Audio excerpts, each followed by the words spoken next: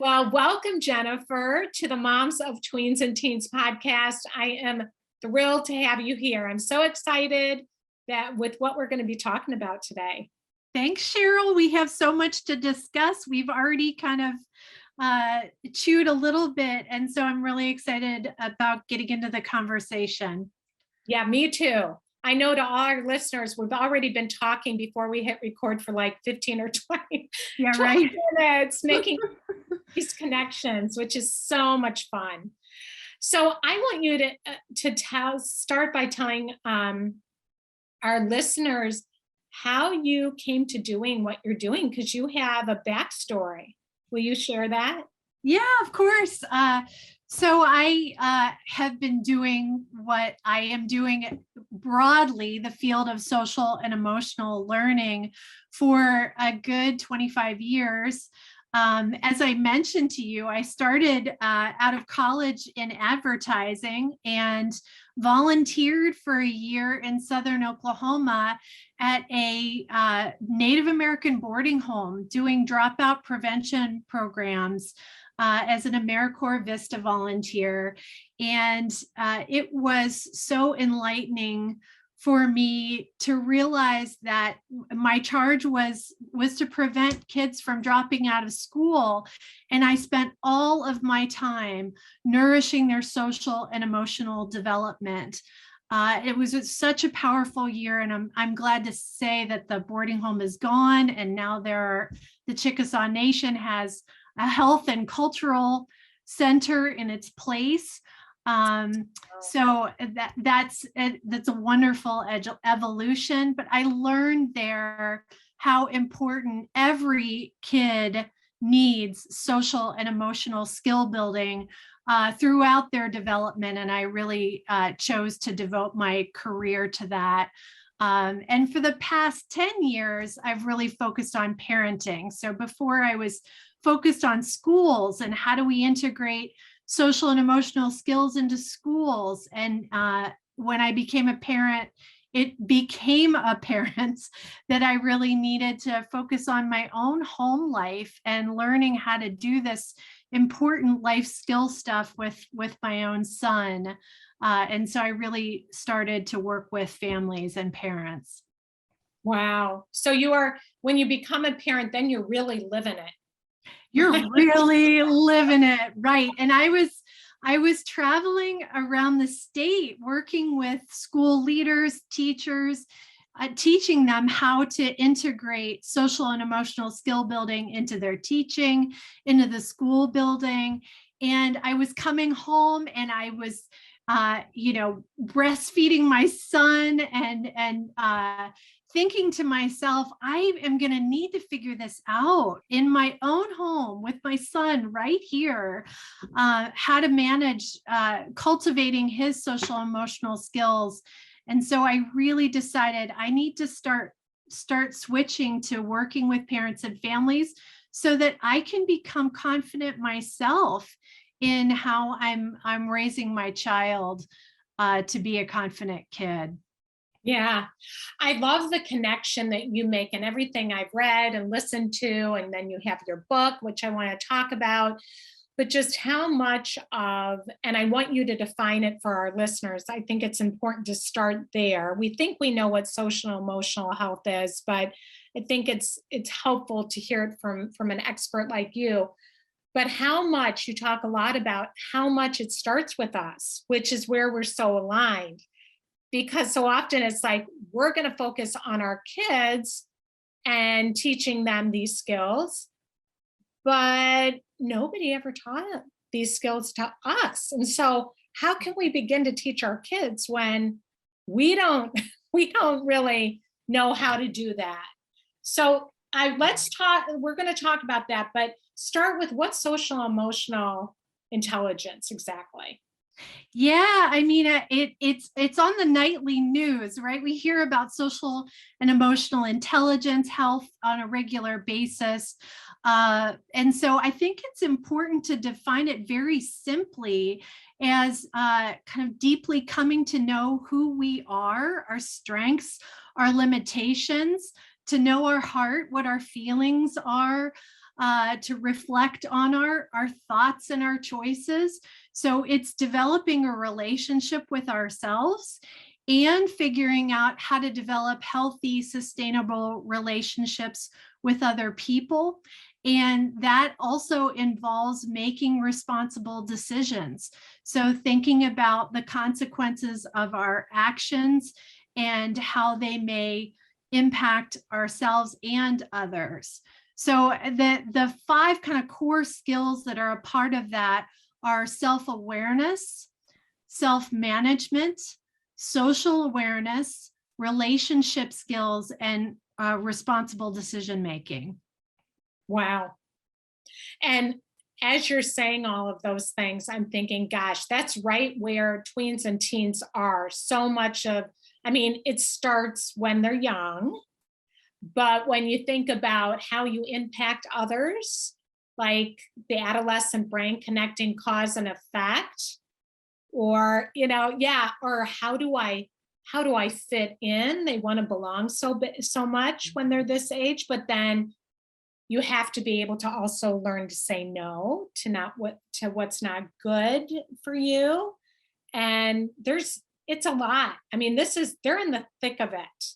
They are in the thick of it. If you think about, they're kind of at the gateway to adulthood, and they are redefining their identity for themselves, and versus what you told them, who you told them they are, they're now saying, who am I? And they're using lots of cues, including teachers and coaches and peers feedback and pop culture and social media feedback to determine who they're going to be as an emerging adult. And they also have this raised social awareness. So they can take others' perspectives, and they're not always accurate with that because it's a new thing, right? To see from another's perspective and to figure out what other kids are sensing or feeling. And so too, they become more self-conscious with that raised social awareness. Maybe that look on her face is she's judging me, when maybe she's just really having a bad day. So they're beginning to try to interpret body language, body cues, and that definitely contributes to their social anxiety. And then relationships, budding romances, dealing with impulses. And we know, you mentioned the teenage brain. We know instead of being rigged for risk, that they view things with the lens of reward. Teens are interested in what can get them that pleasure reward, which is why we worry about our teenagers and how we can help them find healthy risk-taking opportunities. And also, you mentioned consequences, how they can develop those higher order thinking skills of, when I do this, it may have this impact on me and on them today. And what's it going to look like next week? And what's it going to look like a year from now? So those are all parts of teen development that are social and emotional, and so critical to support them in their development. Wow. Yeah. And that's why it's like a perfect storm, I think, parenting at this age, where it's all coming together all at once. I love how you talked about how they're reading facial expressions, and they're trying to assess, like, oh, what does that mean? And so moms that are on here listening, when you look at your kid a certain way, and I'm sure you've heard this, that they read facial expressions often as anger, that the research has shown, and they don't like me, or my mom's mad at me, where that might be true, maybe 40% of the time that might be true, but that they're reading that and it's not always accurate. And that's so important, I think, as a parent, to know where they are developmentally, so we can understand, so we can respond, I don't know, more compassionately, more effectively. How would you say that? Well, I love that, responding compassionately, having that understanding that it's like getting glasses for the first time. They're seeing things in a new way. And when you get glasses for the first time, it can be fuzzy and it is an adjustment and you get a little dizzy. And so, our teens are really learning that interpretation skill. And it is empathy. It is honing their perspective taking skills, their empathy skills, but they need reflection with adults who are more skilled, more practiced at the ability to read facial cues, to read body language and tone of voice, to say, oh, I hear she's angry, but I don't think it's at you. Let's dig in further and find out what's going on with her day, because maybe something else is going on there. That can be something that we can do as parents that can really help our kids.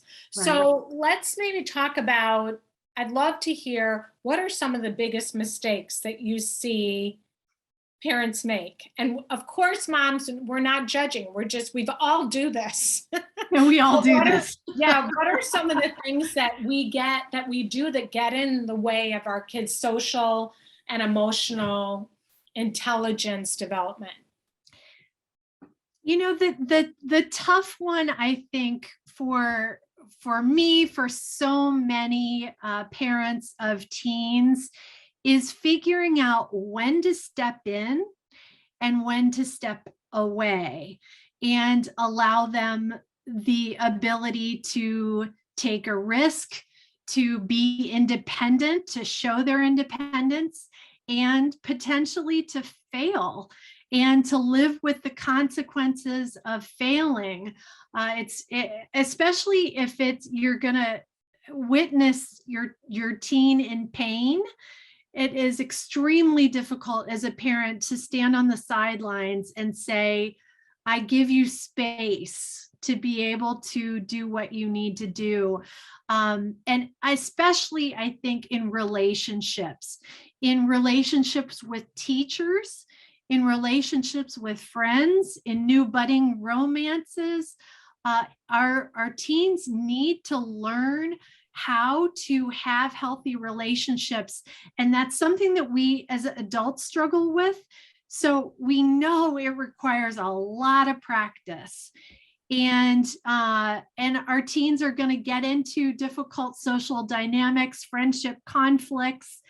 And so how can we act as coaches instead of fixing and jumping in there, or even being a communicator and getting in the middle? How can we stand back and be a coach and ask really good questions? Well, what do you think she was feeling? Well, what were you feeling? Well, what else could have been going on there? How do you think you could repair harm if harm has been done in the relationship? So asking those questions prompts your teen's thinking and also says, hey, I trust you to manage your own relationships, and I know you can figure this out. Gosh, that was so good. I have my little notes, but I put this one right in front of my face. So I went coaching tweens and teens, moving from telling to asking. And what you said was expresses confidence in their kids' efforts. And I was like, ding, ding, ding, because what you're saying is if we are rescuing, fixing, offering advice, telling, we're sending the message we're really not very confident in their ability to problem solve and to navigate these things. And we're getting in the way of that, versus, like you're saying, coaching them by asking the good questions.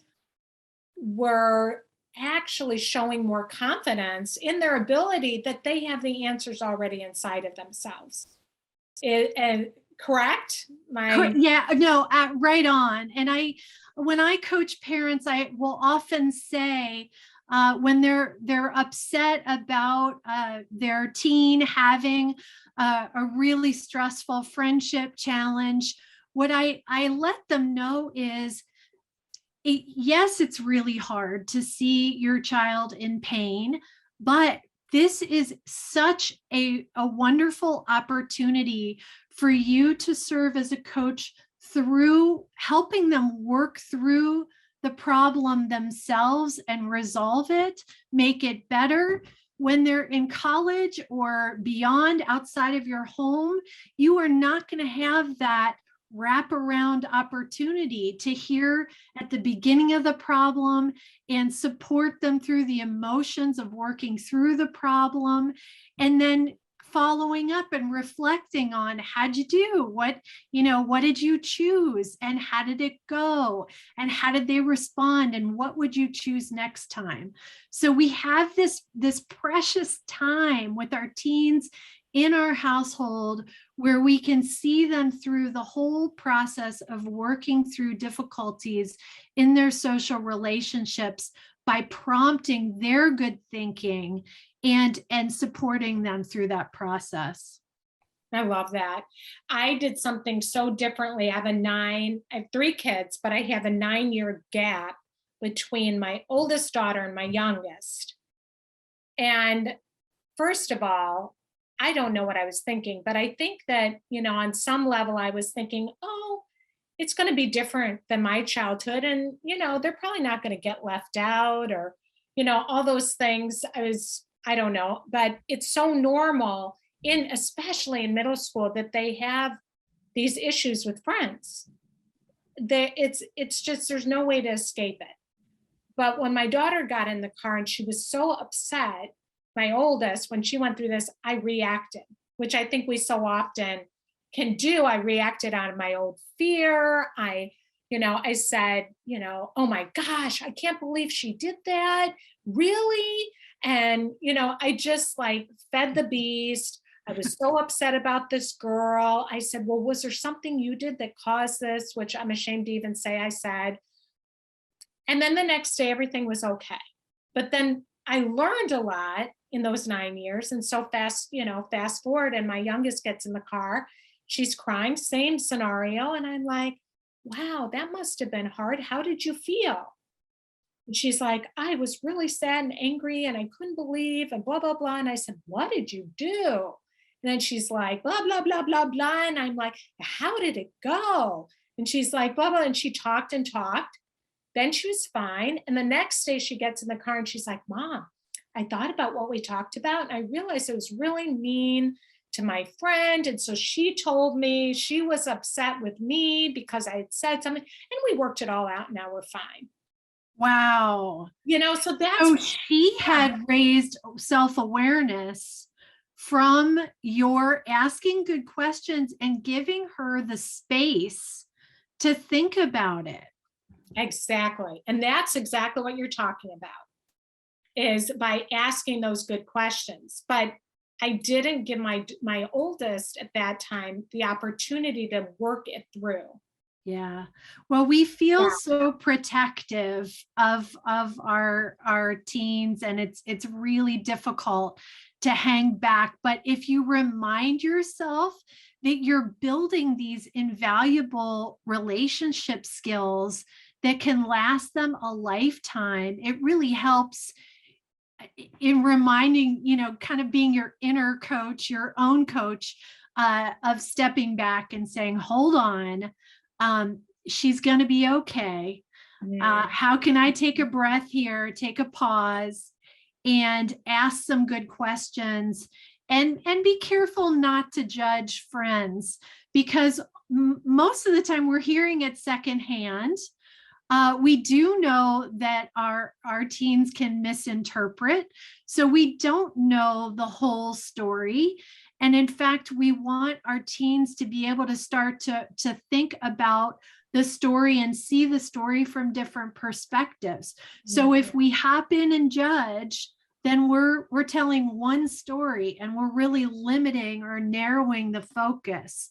Whereas if we take some breaths, we breathe, we do our inner coaching of, okay, step back, Mom, hold on, it's going to be okay. How can I find out more, be curious, and really listen? It can really change, as your perfect example showed, change how our teen learns to deal with those situations in an empowered way, right? That the word that I was thinking as you were saying that is it's empowering our kids. Exactly. That's Yeah, right. yeah. That's right. Rather than, I didn't realize it, but my oldest one, I also was raising her anxiety, like something she shouldn't be having this struggle or something. Or, I think we don't mean to, but oh my gosh, this is happening, and like what's wrong with you? That you're having this issue, but it really was more about my own anxiety. And I think we end up we can pass that to our kids without meaning to. So like Yeah. you said, taking a pause is so important.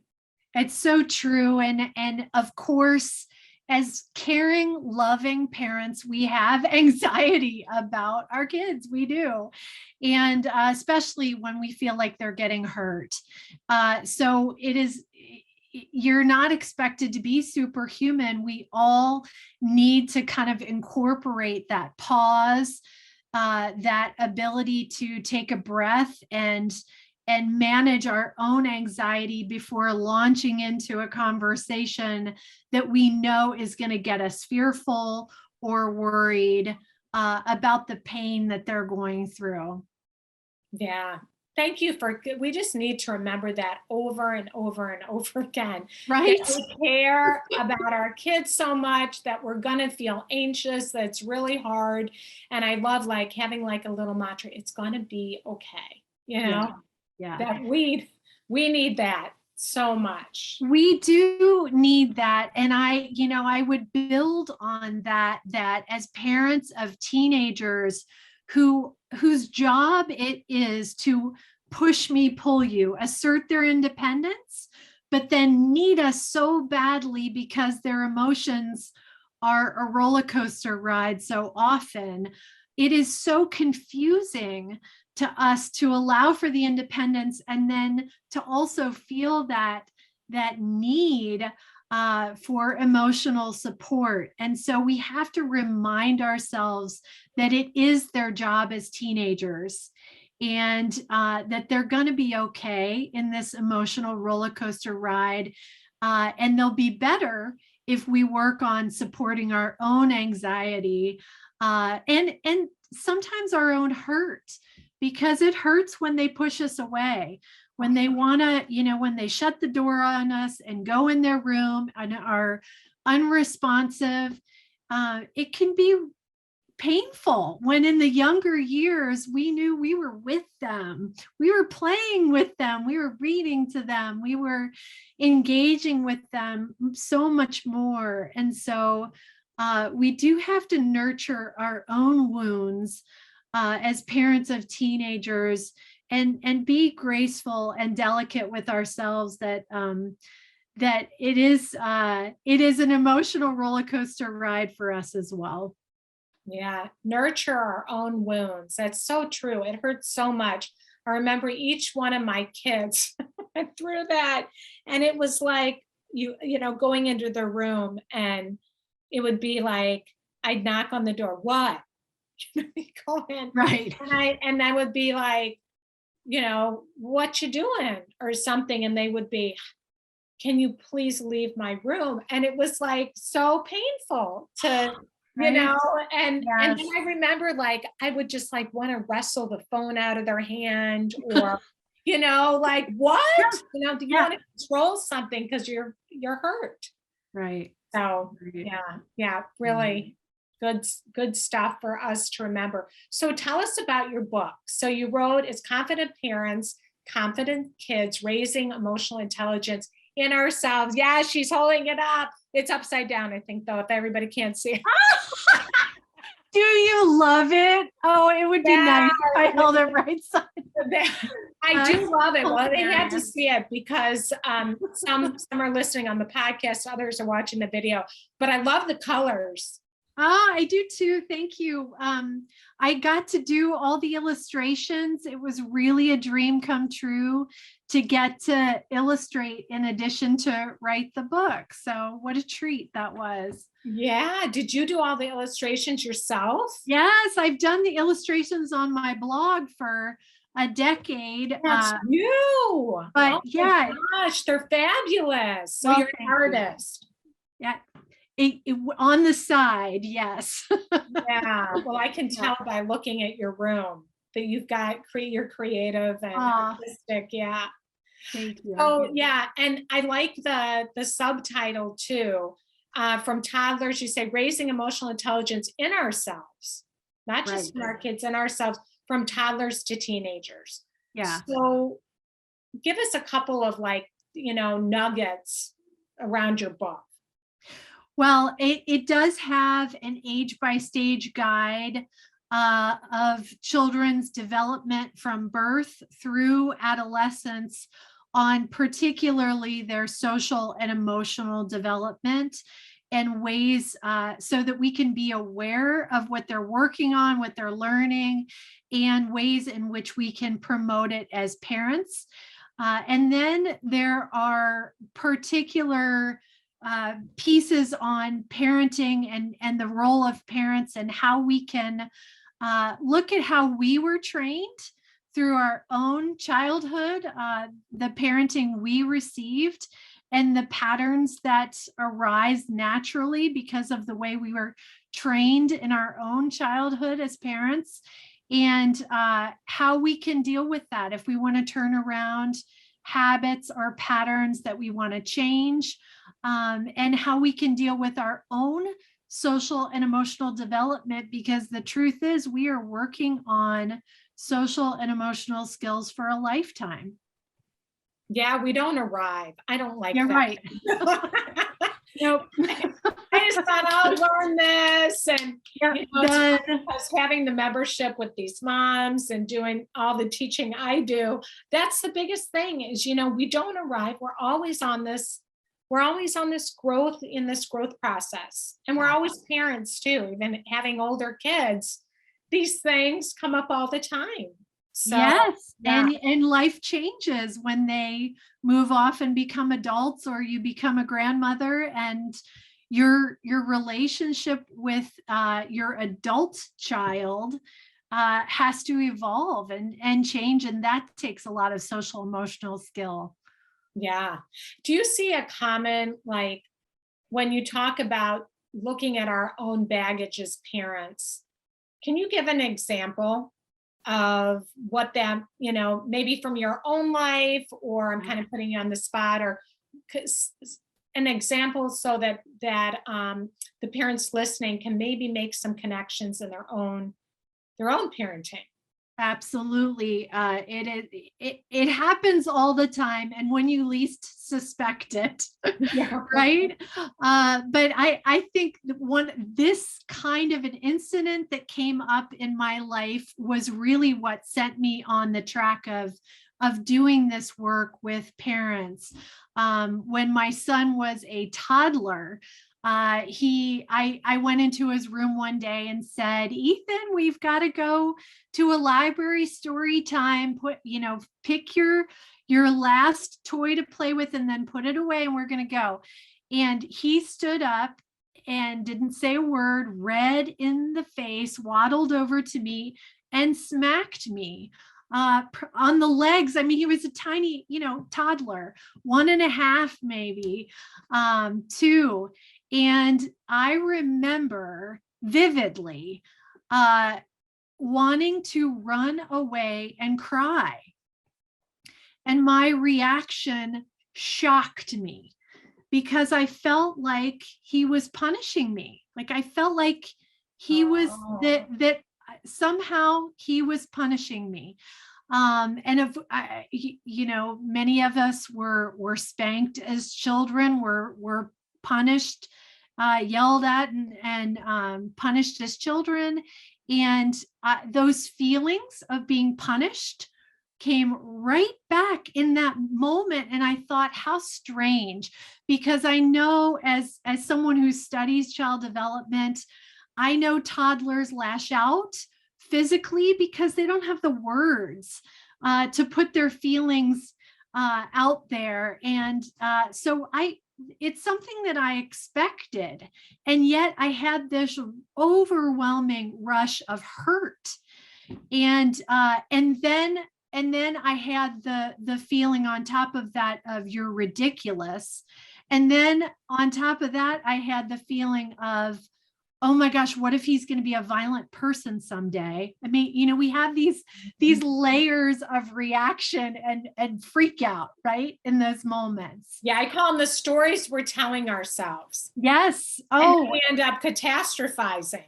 exactly. We're already he's going to be violent someday. Yeah, I was ready for him to be in jail when he was 30, right? And he's 2.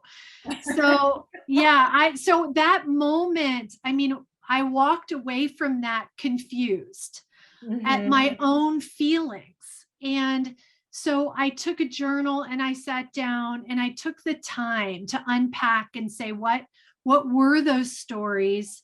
What was I feeling? What were the multiple stories? Because there wasn't just one, there were many. And I realized that was a seminal moment for me to figure out, okay, I was having feelings from my history, from my own childhood, that I didn't, in the moment, I didn't make that connection. I wasn't thinking, well, I was punished as a kid and I'm feeling that same feeling. I had to walk away. I had to sit down. I had to really pause and reflect and think about it. And that's true. And what we know of the science of emotions is that emotions are informed by our past, and that includes any part of our past, including our childhoods. But when we're feeling that rush of intensity in our bodies, we don't associate it with that history in the moment. And that's why it is so critical that we walk away from that moment and later reflect on what was really going on there. And one key question that I like to coach people in asking is, when was I feeling that exact set of emotions and that level of heat before in my life? And that really sends you backward into your past, into those stories where those feelings were generated in the first place.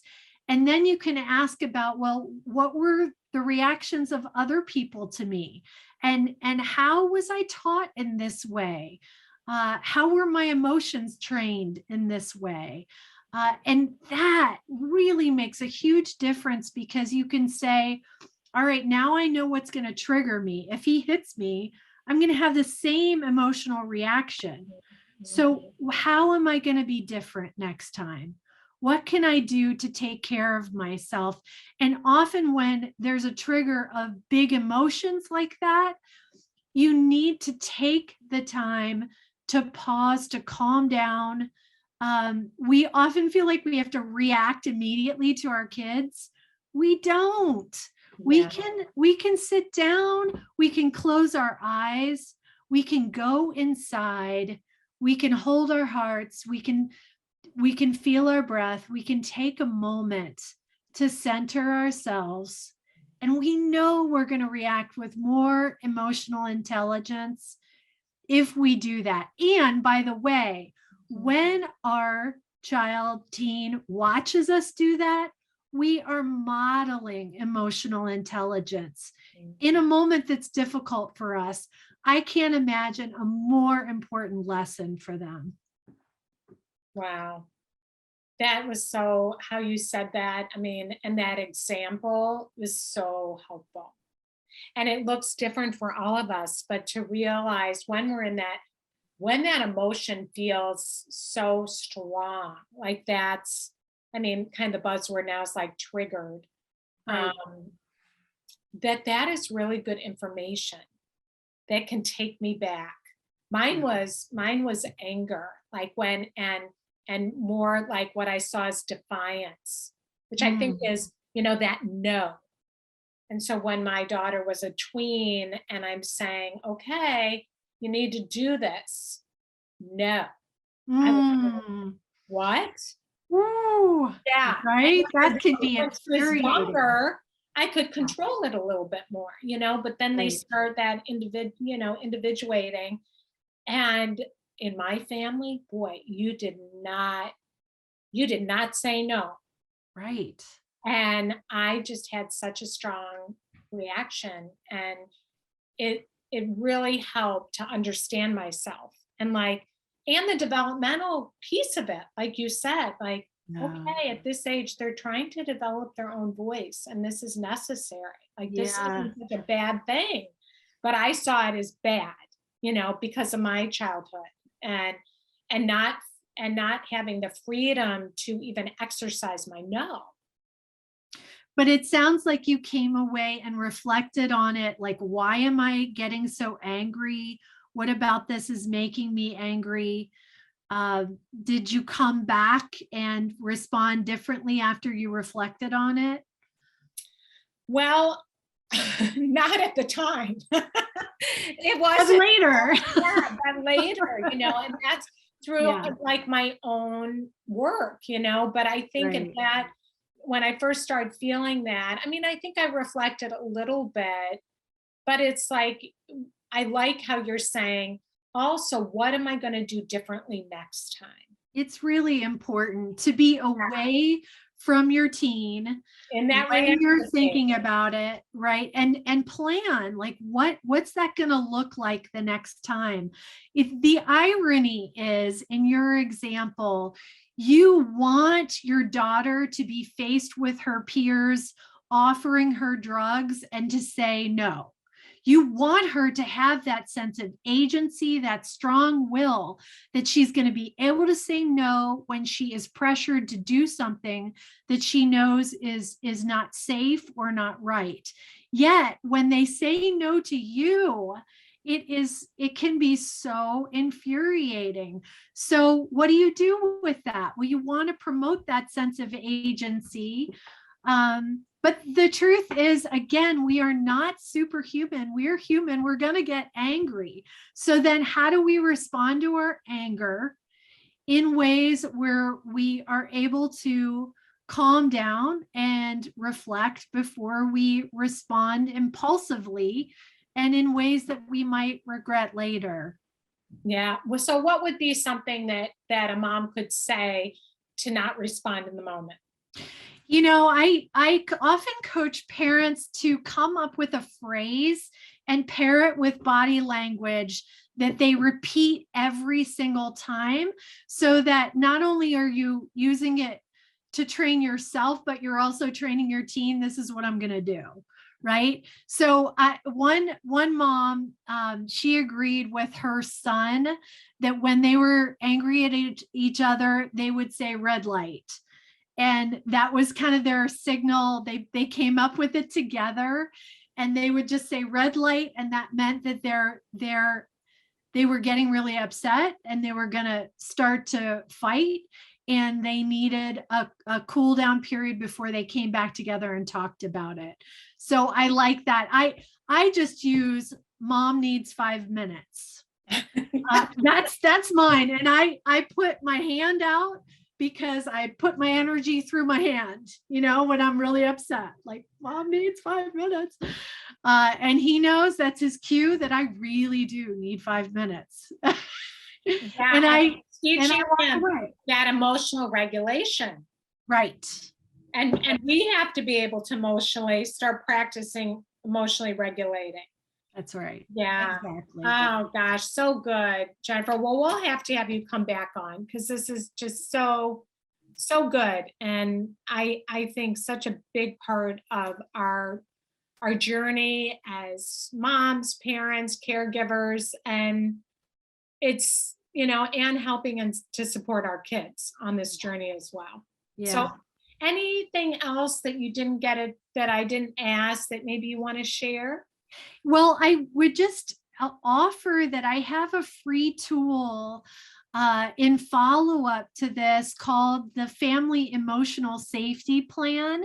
And it is just a really quick 1-page PDF planning tool where where a parent, ideally a parent would do it first, but then do it with their family, can say, what am I going to say in that moment where I'm really triggered, where I'm really upset? What am I going to do? Where am I going to go to calm down? How am I going to prepare my family for this so they know my plan ahead of time? When am I going to return after I sit and breathe a while? When am I going to return and how am I going to return? So it is literally a one-page planning sheet. The people that have used it have said that it can literally change how you experience heated emotions with your teens. So I'm happy to provide the link to that tool, and teens can use it as well. Yeah, I love that. Really, because I looked at it, and so we'll provide that in the show notes. So repeat it one more time. They can, and tell them your site, because they can go to that.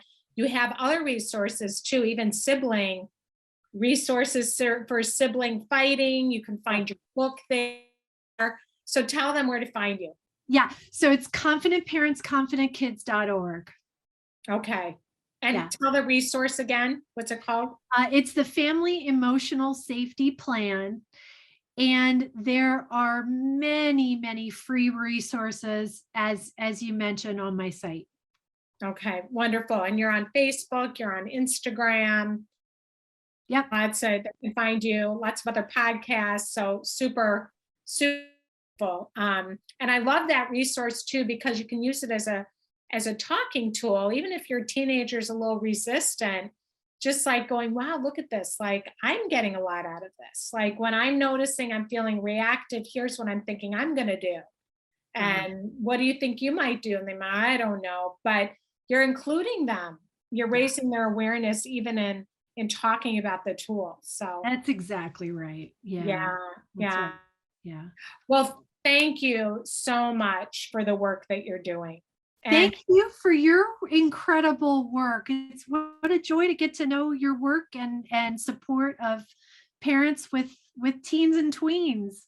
yeah, you too, Jennifer. And just to end, I know that you do a lot of advocacy. Would that be for parents to be able to get social emotional intelligence into their schools? Yeah. That's also on the website. It is, and a couple great other websites for social and emotional learning in schools would be casel.org, CASEL.org, Okay. and equipourkids.org. So both of those will have information on how you can advocate for schools to include social and emotional skill building into the curriculum. Wonderful. Thanks. Yeah. Thank you so much. Thank you.